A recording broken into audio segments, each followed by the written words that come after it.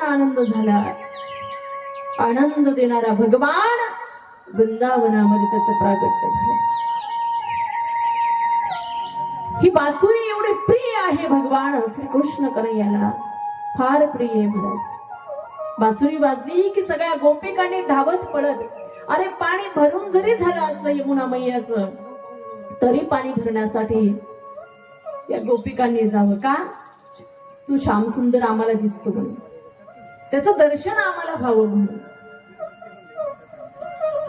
त्या गोपिकांनी म्हणायचं ती बासुरी किती भाग्यवान आहे नाही का.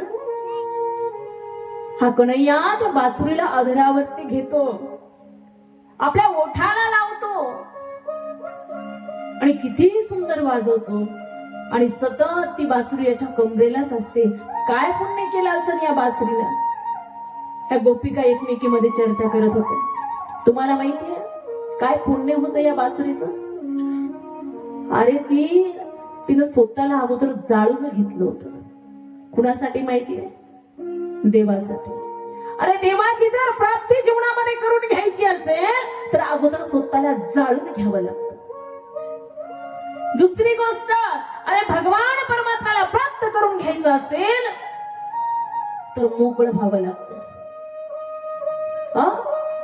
मोकळं व्हायचं म्हणजे आतून मोकळं व्हायचं, मोकळ्या मनाने जीवन जगायचं.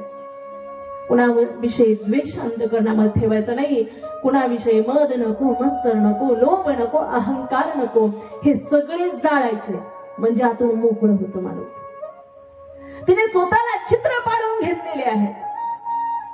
ती स्वतः मोकळी झालेली आहे. अनेक त्रास तिने जाळपण स्वतःला करून घेतलं भगवान परमात्म्यासाठी. तेव्हा भगवान परमात्मा तिला कमरेवरती धारण करतो, नवे नवे ओठाला लावतो आणि एकदा का त्याने हृदयाला लावलं मग असे सूर त्या ठिकाणी बाहेर पडतात. तसे सूर बाहेर पडले ना महाराज, मग कुणाच्या जवळ जायची गरजच लागत नाही, आपोआप लोक आपल्या जवळ येतात.